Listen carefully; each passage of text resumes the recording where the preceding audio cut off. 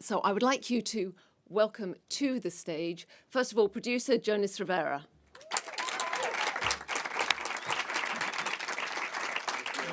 Thank you. Thank you. And writer-director Pete Docter. Speech. And joy incarnate, Amy Poehler.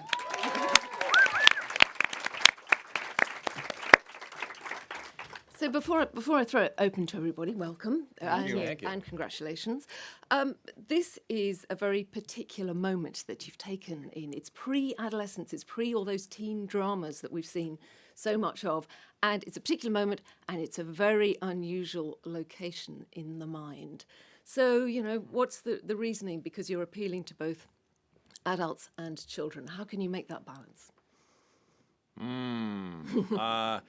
Let's see, big topic. I think we went for this particular period in time in terms of her being 11, because it's sort of like just on the cusp of a very important change, something that I observed in my own daughter growing up and definitely remember from my own childhood.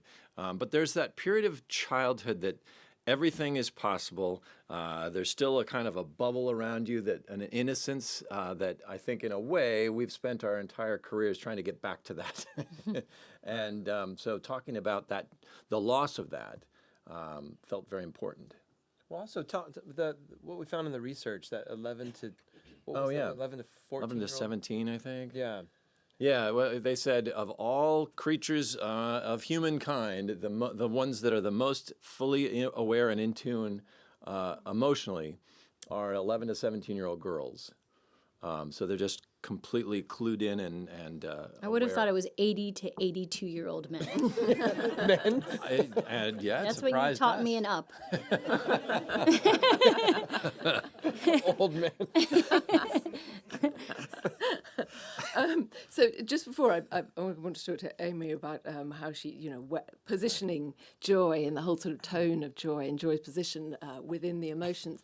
But you mentioned research. You talked to neuroscientists. You talked to, again, finding the balance between all that stuff you could put on there and at the same time making it visually engaging. How hard was that? Very difficult. We knew it's not a science film. It doesn't purport to be accurate in any scientific way, but it's such an abstract concept that we needed all the help we could get. So we turned to science. We turned to ourselves, the women on the show. We'd put them together and talk and just throw out questions like, "What were your traumatic childhood experiences?"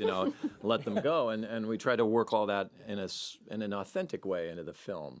So, but I think the research was really important. It is on every one of the projects we've worked on. This one especially, just a lot of our own mind happens without us being aware of it. And that was the big revelation for me, is how much happens that we're not conscious of, how much is going on down there that is just bubbling below the surface that we don't even think about. And this film starts to tap into that a little bit. Because they reckon we only know about 20% of what we do in the brain anyway, don't we? So there's a whole lot more films. Amy, this fabulous performance as Joy. Thank you. She's amazing because she's almost like an extraordinary version of all those perky heroines who we've seen in animations before. Yes. She has that feeling of like, come with me kind of feeling, but she's also kind of looks like Peter Pan and an anime character and Tinkerbell and Jungle Book, and she's just but yes, she is the engine, the energetic engine for sure. But she just teeters on the edge of mania occasionally. Yes, yes. Unlike me, we had to work. Pete and Jonas and I worked to make sure to modulate her because she has to go through a journey, and so she does kind of bust out of the gate, really ready to go. And by the end of the film, she's slowed down. She's gotten quiet. She's learned how to live in the present moment. She's had a range of feelings and emotions, and that was the most exciting thing about playing her, is that she wasn't this one-dimensional character. Even though she was an emotion, she had emotions. And you got to see them in the film, which is really awesome to play as an actor. And how does it work in terms of script when you have an animation like this and you have actor, writer like Amy, who's obviously going to contribute something as well, but presumably it's a kind of symbiotic process? Yeah, that was fun. We had the whole kind of plot worked out, but then we said, okay, before we record, let's just go through this. And Amy and we sat in a hotel room and just read through it scene by scene, and we'd punch up stuff. He had a bunch of suggestions and things that we worked into the script before we were recorded. But then Amy's also so amazingly quick-witted that anything we'd put in front of you, you'd do what was written, but then you'd start going in a bunch of different directions too. And then the tough job was like, okay, which of these 18 funny lines do we put in the movie? But there was a lot of just great ideas that you would throw out that I remember you even saying, well, this is a dumb idea, but what if she was playing an accordion? We're like, that's great. We could animate to that. Yeah, Just little things to make her feel real to us. Let me handle the animation part. Then it goes into like a weird chamber, and lights are put on it, and it's sent to the lab, and then it goes through a coloring machine, and then I think people take a picture of that and run fast, and that's recorded, and the film is made. It's that simple. It's that simple. Great. Okay, well, time to throw it out now. The first question is going to go to Calum from Interfilm. I'm Calum from Interfilm. I'm 16 years old, and I want to ask you 2 questions. Amy, how much is joy a generic concept, and what parts are your influence and personality? And I also wanted to ask for everyone, what are the 2 advantages of having a 17-year-old female protagonist and not a 11-year-old boy? Oh, such good questions for a 16-year-old. Well done. Thank you. Out of 25. Well, I'll just answer that first part and pass it on. But you're right. Joy is kind of almost an abstract concept that's hard to quite grasp. There's so many levels of it. And like was mentioned before, it can be manic or it can be fully present and alive. So it was playing all the shades of her, because happy is a really vague term. Happiness and the pursuit of it. And what I love about the film is it reminds us that it's okay to not be happy all the time. No one is. And in fact, the pursuit of being happy all the time often gets in the way of change, growth, and like the next best thing. And then as far as the female protagonist? Well, I guess, yeah, Riley is actually, Riley's not the protagonist, right? Joy is the protagonist, but Riley really is the vehicle and the setting. But it could have been a boy or a girl. I mean, really, you came to the table with an observation of your daughter, and we're both parents, and our first kids are both girls, and it's probably just because we're overprotective fathers of girls that felt like the right first step. That's where we started, and then echoed in the research when we heard that fact about just being so observant at that age. So it just felt like that was the right story to tell. You should meet his daughter too. She's very cute. She's Yeah, She's 16. She's 9. She's also Amy. 16. Just saying, a man who knows what he wants and asks for it. It's interesting. Okay, yeah. Hi there. I have a question from my kids who are Hag and Con. One's 8 and one's 10. They would like to know, all 3 of you, what emotion did you feel most when you were kids, and what emotion do you feel most now as adults? Ah, good question. Yeah. I didn't come up with that question. I'd never come up with anything that clever. I think my memory is having a lot of joy as a kid. Again, because you're sort of in the sort of bubble of like you can do anything and run around, and then the world is up to you. I think now it's mostly joy too. More fear than I'd like to admit, but Like right now. yeah. Say something stupid. Okay, over there. Do you want to pass that behind? It's a question for all 3 of you, really. It's regarding the voice casting in the film. There's a large contingent of sort of NBC sitcom performers, really, in there, yourself, Amy included. I'm just wondering if that's a conscious decision, or if you just got Amy and then decided, let's go with the NBC sort of aesthetic.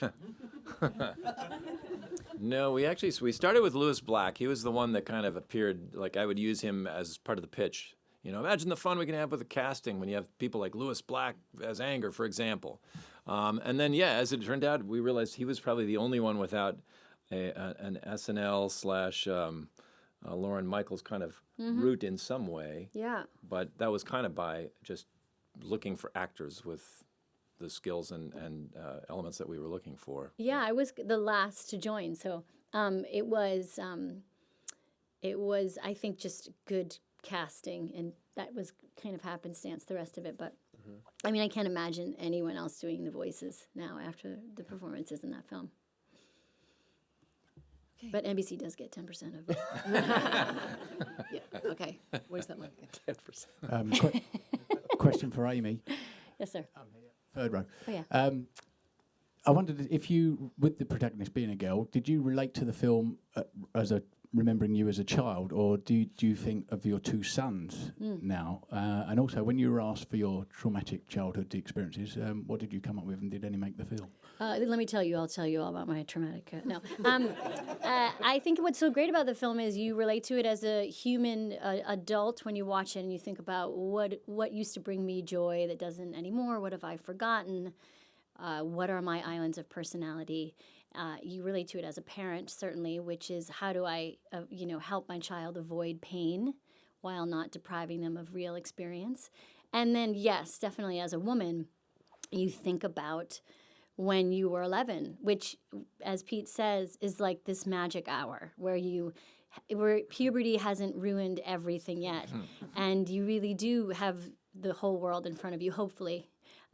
So I thought of all those things all the time when I was watching it, and every time I watch it, I think of a different thing.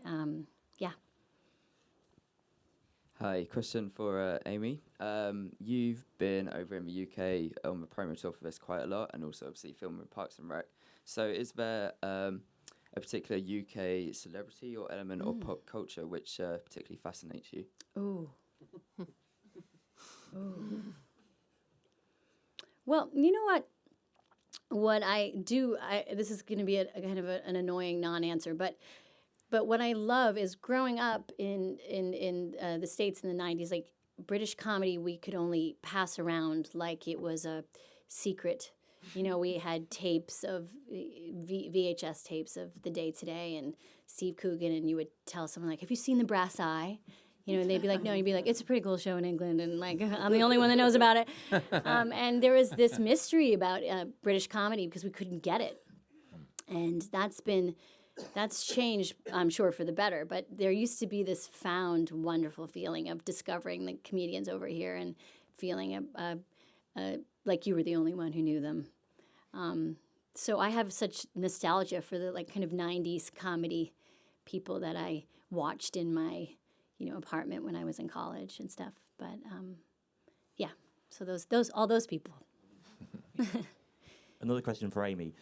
As sort of getting inside the mind of a child, has that made you understand your boys a little more and maybe be less exasperated sometimes?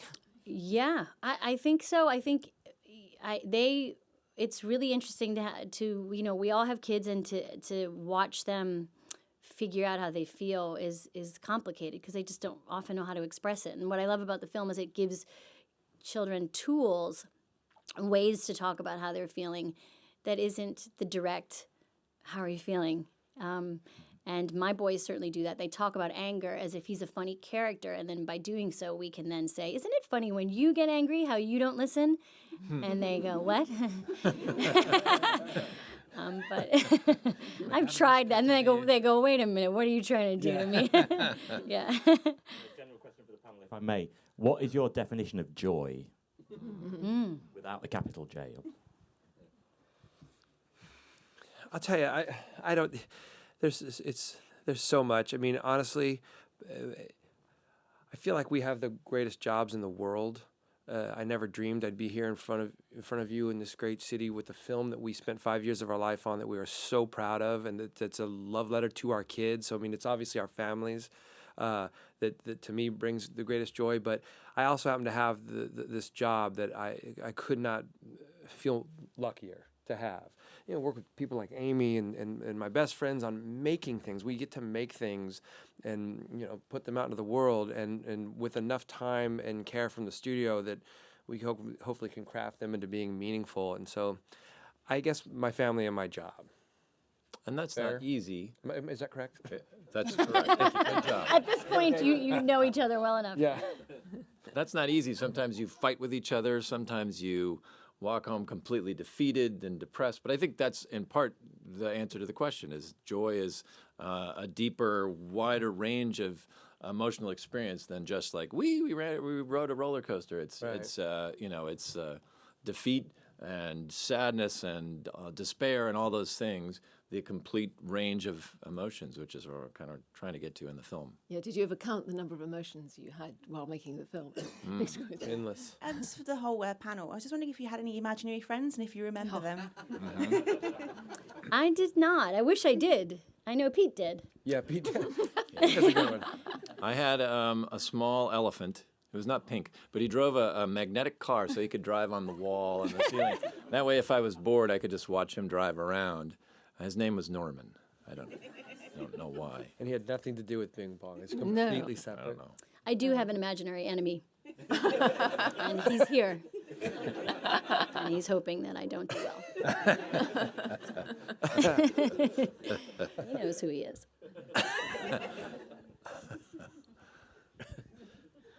I just wanted to ask how your experience was at Cannes, and did you expect the film to resonate with people and be so loved by everyone as it is? I don't know. Do we expect that? No, no we idea. were so blown away to be there, and it's such an honor to be asked to go there. Honestly, it's probably the most nervous I've ever been in my life. Cannes, as you know, is a very discerning audience, and they they spend a lot of time warning us. Yeah. They said, now remember, this.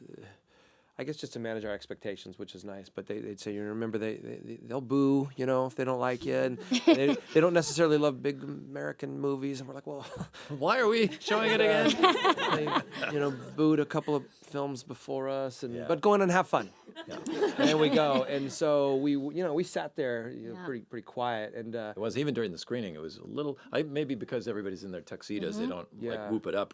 It's pretty quiet now. yeah. But boy, I'll tell you, it was overwhelming when the lights came on and they run cameras up to you, and Yeah. you guys and people really applauded it and welcomed it, and it was one of the great thrills that we've ever had, and kind of walked out of there in a daze, to be honest. Yeah. Yeah, Still it not was really over it. totally surreal.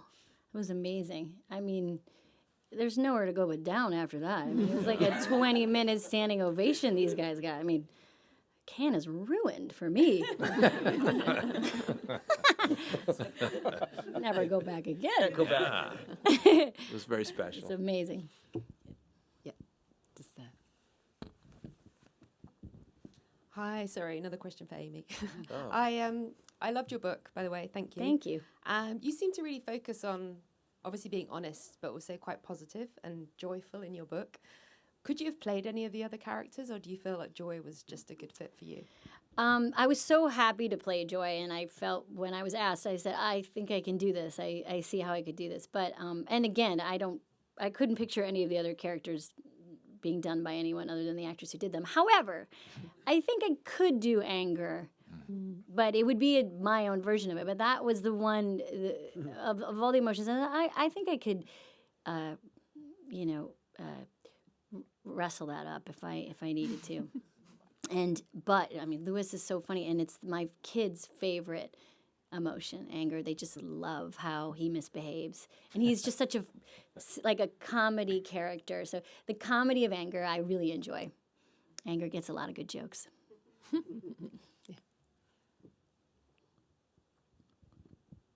I've got a question for Pete.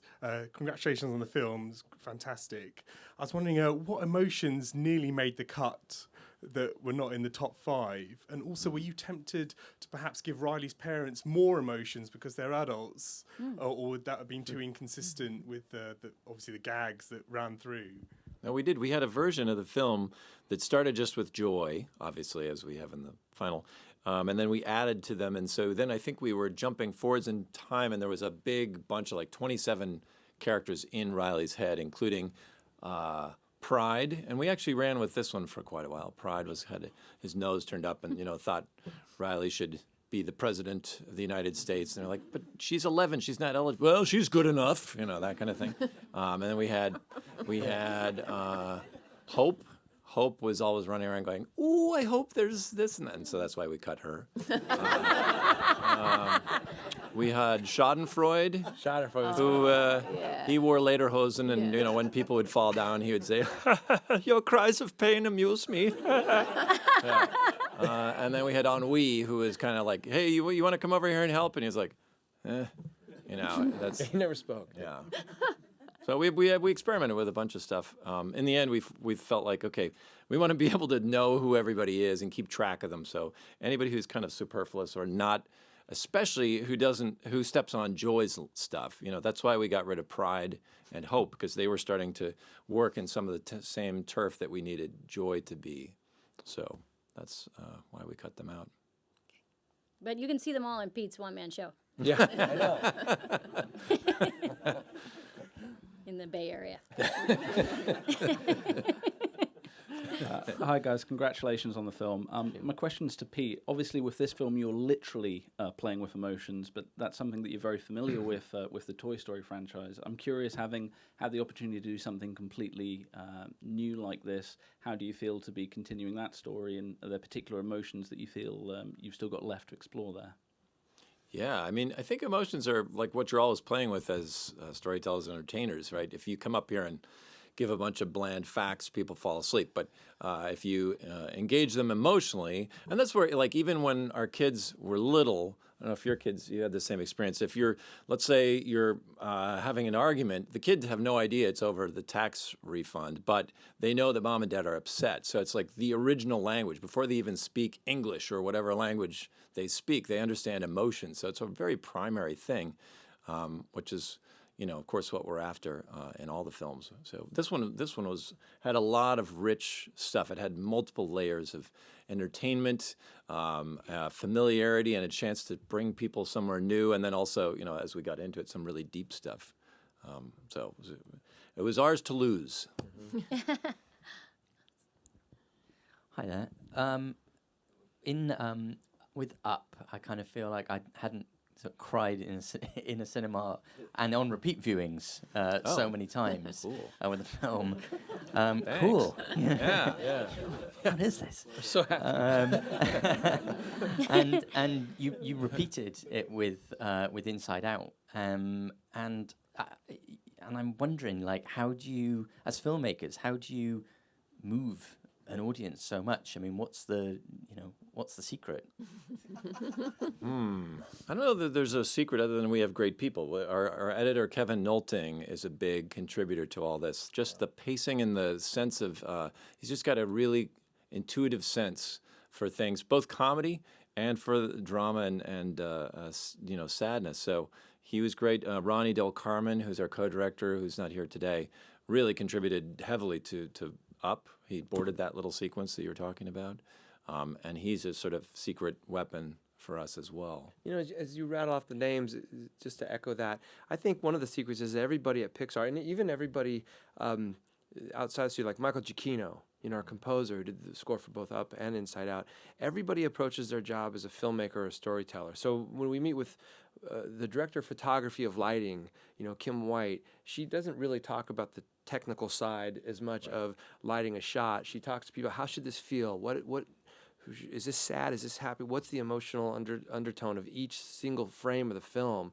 And Michael, when we sat down to talk score, we didn't talk about theory or orchestration or what we wanted. It was, what does this feel like? Well, this is for our kids, and let me explore with some music on just feel. Everything's about feel, and I think somehow that aggregates out to just emotion. Somehow, it's everyone's approaching it from making a film as opposed to their individual craft. And I don't know. I've only worked at Pixar, but I suspect that's pretty rare in the approach of every single person. And as you talk about it, I bet it's like basically two things. This is never a simple answer to a question like that. It's having something to say, like having a real nugget of something, and then having really great people to execute it well. The real question is, why do you think you not cry enough? I think that's where we need to go next. You need yourself a good cry, sir. I've got another question for Amy.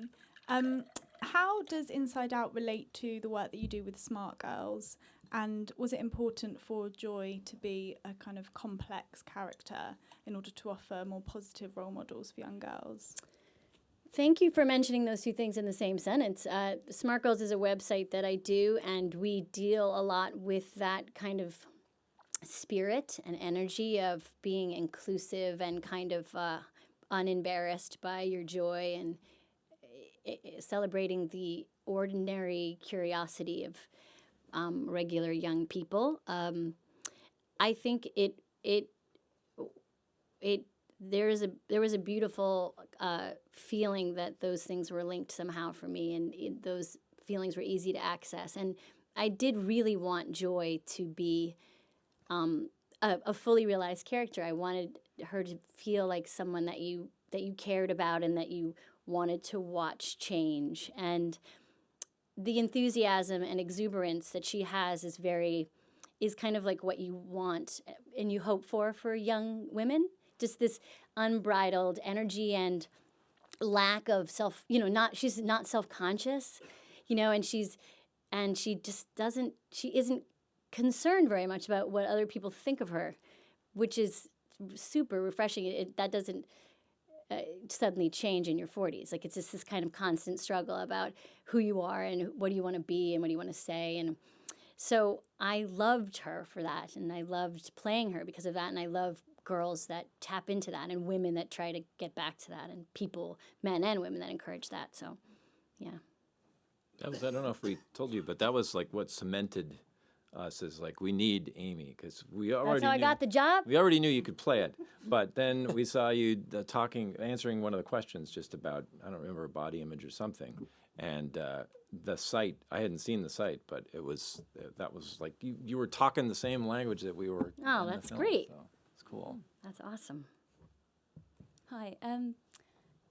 Obviously all the emotions care about Riley, but it kind of seems like Joy is the one that's really connected with her and really knows her kind of purpose. Why kind of is that? And if there was a sequel, could there possibly be a person who has kind of a different emotion kind of leading the way?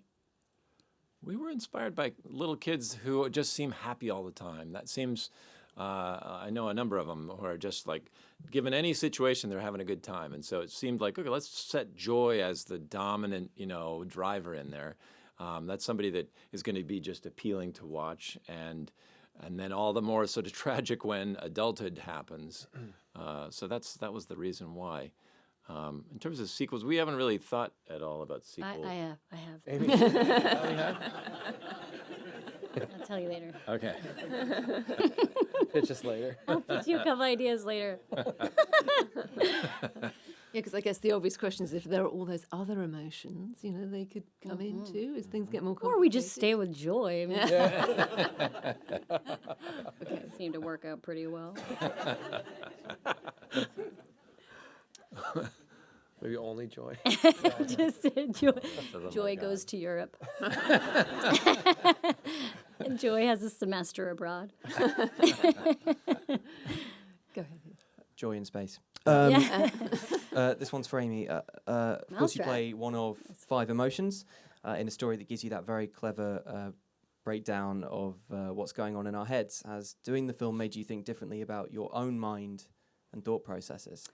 Yeah. I think it's always a nice reminder that sadness can be your friend. That it can help you, and so I think about that quite often when I'm feeling conflicted, like which emotions are running the show, and I think about them now in terms of how they look in the film, and disgust and fear probably played a bigger part in my life when I was younger. They don't as much anymore. I look forward to them coming back in my 60s. But so fear, sadness, joy, and anger are kind of my top 3.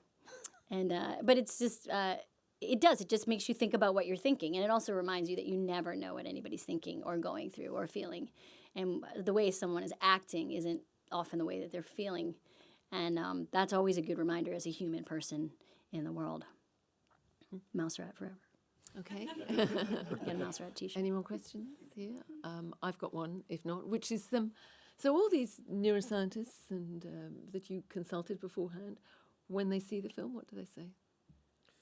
We've gotten a lot of nice responses. I mean, from Dr. Paul Ekman to Dr. Keltner, who's at Cal Berkeley, who helped us a lot, to the good folks at Columbia, the Brain Institute there.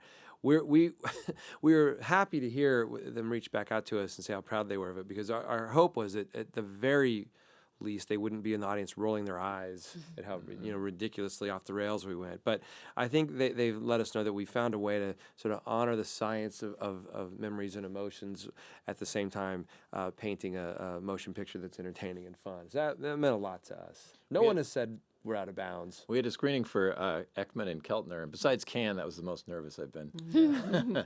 Because we showed it along the way, and I think Ekman called it excruciatingly dull or something like that. Yeah, that was nice. These are signs they don't do a lot of laughing. So. No. But more than that, I was just worried that we played fast and loose with a lot of ideas in this film, and it's not a science film; it's just a piece of entertainment. But we showed it to them, and they both came out just sort of glowing. Yeah, so that was pretty awesome. Okay, well, just final thought maybe for all three of you. They say that the Jurassic Park films spawned a whole generation of paleontologists, far more, that the admissions to college to study paleontology went right up. Neuroscientists, do you think there'll be a new wave of neuroscientists? That would be awesome. That'd be great. That'd be cool. That would be amazing. Or people who sell pizza. Yeah. Broccoli pizza. All are welcome. Pizza sellers. Well, thank you all very much for your questions. And Amy, Pete, and Jonas, thank you. Thank you, everybody.